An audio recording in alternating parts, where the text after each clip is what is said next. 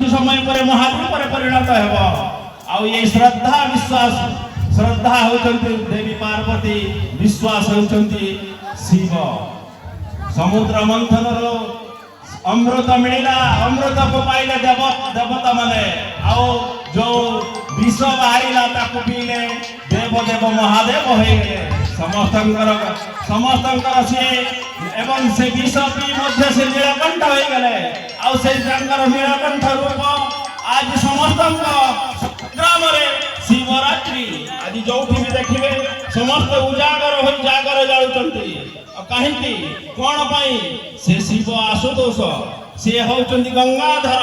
से होचंती त्रैमंकेश्वर से होचंती गामराय जहार नाथ पशुपति नाथ मृगासन रे बसी से सब बड़े जप करथांती से कहा पाई जुगासन रे जुगेश्वर हो जानती जुग बळ रे सब किछि जानि पारंती हम मानकर कथा आपण माने जानि आज तांका पाई जो दीप जळौचंती उजागर हे से किछि नुहे तांको खाली स्मरण करबा ओम नमः शिवाय कहि ओम भगवते रुद्राय नमः ओम कृष्णाय वासुदेवाय हरे परमात्मने प्रणत क्लेशनाशाय गोविंदाय नमो नमः हर आउ हरि आपण हरि को पूजा कले हर को पाइबे आ हर को पूजा कले हरि को पाइबे आज এই পবিত্র শিবরাত্রি রে সমস্ত सबुआडे पालन होची समस्त सबु देव देवता मानकर जन्मदिन पालन होता है राम राम नवमी होता है कृष्ण कृष्ण अष्टमी रे जन्मदिन होता है कि शिवंकर रात्रि ये व्यतिक्रम देवता यहाँ सबु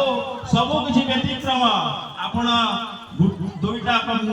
बेलपत्र किछि अरुआ चावल किछि कदली देले से संतुष्ट हो जांती अल्पके थरे छोट छोट गल्प माध्यम मु आपण को कहबा को चाहूची आपण माने जानि खुशी हेबे कपिल मुनि कपिल संगीत रे कहि गले वर्णनं भारत श्रेष्ठं वर्षाणां उत्कल स्रोत उत्कलस्य समोदेश देश नास्ति कहि गले आमे माने एते धन्य आमे माने एते धन्य ए उत्कल माटी रे जन्म हेजो आपण माने कपिल मुनि को पचारा गला कपिल संगीत रे आपण एते आडे बुली आसिले को देश को राज्यटा आपण मानक पई भलो से शुल्क माध्यम रे कहि दै दे वर्षाणां भारत श्रेष्ठ उत्कल से समुदेश देश नास्ति मही तळे आपण माने जानि खुशी हेबे ए माटी रे आज जो माटी रे हमें ठिया हेछु आज जो जागर जाळछु आज जो कहबा को सुयोग पाउछु ए माटी सबु थारु अलग माटी जो पिला माने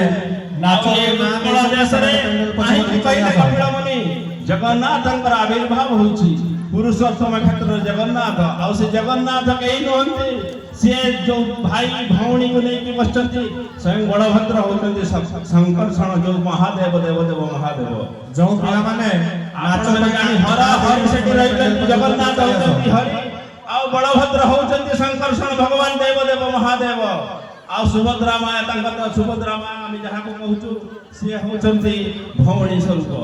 आपण माने तीन जन को आज बड़े जोगरे जदि पाइबा को चाहउचंती एक हरि को डाकंतो नले हर को डाकंतो जहा को डाकिबे एका संगरे दुईटा वृक्ष पूजा पाउची गुटे तुलसी वृक्ष आ गुटे बेल वृक्ष आ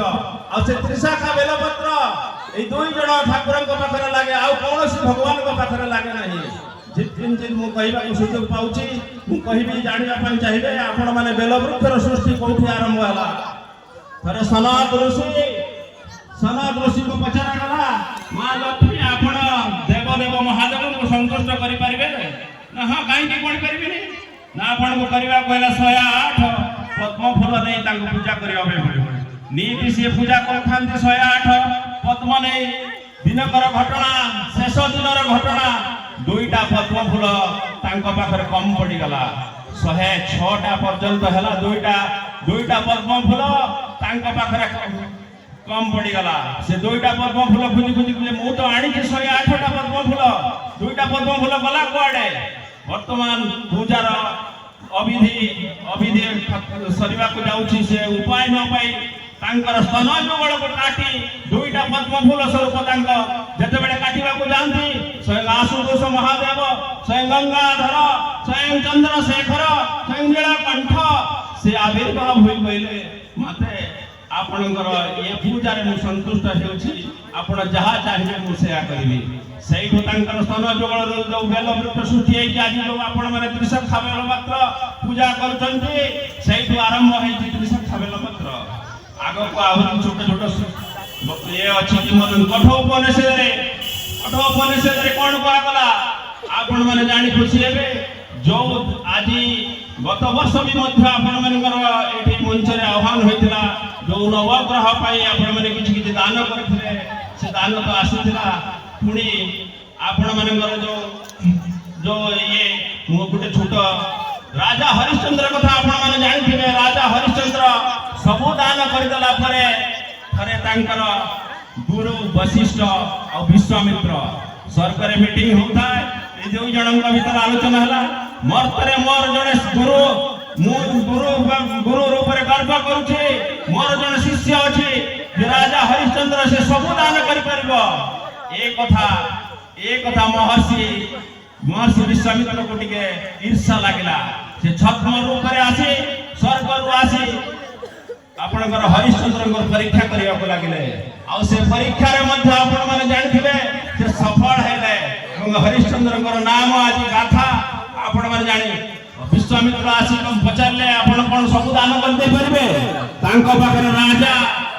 ରାଜା ସେ ସବୁ ଦାନ ଦେଇ ସାରିଥିଲେ। ନିଜକୁ ମଧ୍ୟ ବିକ୍ରି ହେଇଗଲେ ନିଜର ସ୍ତ୍ରୀକୁ ମଧ୍ୟ ବିକ୍ରି କରିଦେଲେ ଏବଂ ନିଜ ପୁଅକୁ ମଧ୍ୟ ବିକ୍ରି କରି ଶ୍ମଶାନ ଘାଟରେ ଯାଇ ଜଗୁଆଳ ରୂପରେ ରହିଲେ। ଆଉ ସେ ଜଗୁଆଳ ରୂପରେ ଆମକୁ ଉଦାହରଣ ସ୍ୱରୂପ ଆମକୁ ଏହା ଶିଖାଇଥାଏ ଦାନ ତ ସିନା ମହାନ ଦାନ କରିବା ଶିଖ। ସେ ଦାନ ନିଜକୁ ଦେଲେ ନିଜ ପତ୍ନୀକୁ ଦେଇଦେଲେ ନିଜ ପୁତ୍ରକୁ ଦେଇ ନିଜ ଶ୍ମଶାନ ଘାଟରେ ପରବର୍ତ୍ତୀ ସମୟରେ ଆଜି ହରିଶ୍ଚନ୍ଦ୍ର ଅମର ହେଇ ରହିଲେ। ସେଇଭଳି ଭାବରେ ବାଜଶ୍ରବ ନାମକ ଏକ ଋଷି ବିଶ୍ୱଜିତ ଯଜ୍ଞ କରିଥିଲେ।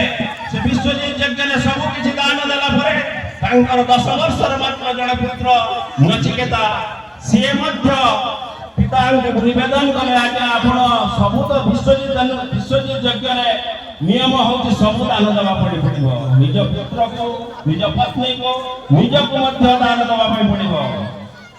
କିନ୍ତୁ ଏହା ଦେଖି ନ ପାରି ପୁତ୍ର 10 ବର୍ଷର ପୁତ୍ର ନଚିକେତା ପିତାଙ୍କୁ କହିଲେ ମତେ ମଧ୍ୟ ଆପଣଙ୍କୁ ଦାନ କରିବା ପାଇଁ ବାଧ୍ୟ ପଡ଼ିବ। ଆଉ ଋଷି ବାଜଶ୍ରବା କଣ କଲେ ଜାଣିଛନ୍ତି? କହିଲେ ତମକୁ ମୁଁ ଯମକୁ ଦେଇଦେଲି। ଆଉ ସେଇ ଛୋଟ ବାଳକଟି 10 ବର୍ଷର ବାଳକ କିଛି ନ ଶୁଣି ନ ଜାଣି ଯାଇ ଯମ ଦ୍ୱାରରେ ପହଞ୍ଚିଲେ। 3 ଦିନ ଅଖିଆ ଅନିଦ୍ରା ଅପେୟାରେ ସେ ବସି ରହି ଯମଙ୍କ ନିକଟରେ ନିବେଦନ ଜଣାଇବା ପାଇଁ କେହି ତାଙ୍କୁ ପଚାରିଲେନି। କିନ୍ତୁ 3 ଦିନ ପରେ ଯମ ଦେବତା ଯେତେବେଳେ ଆସି ପଚାରନ୍ତି ଆପଣ କିଏ? ସେ ପୁରା କଥା ମୁଁ ହଉଛି ବାଲେଶ୍ୱର ପୁତ୍ର। ମୁଁ 3 ଦିନ ହେଲା ଅନାହାରରେ ଆପଣଙ୍କ ଦ୍ୱାରସ୍ଥରେ ବସିଛି। ଅତିଥିର ସତ୍କାର ପାଇଁ ଆପଣମାନଙ୍କର କୌଣସି ଇଏ ନାହିଁ। ଆଉ ସେ 3 ଦିନ ବଦଳରେ ଯମରାଜ କହିଲେ ମୁଁ 3ଟି ବର ଆପଣଙ୍କୁ ଦେବି। ଆଉ ସେ 3ଟି ବର ଆପଣ ମାଗନ୍ତୁ ମୁଁ ଦେବ। ନଚିକେତା କଣ ମାଗିଥିଲେ ଜାଣିଛନ୍ତି?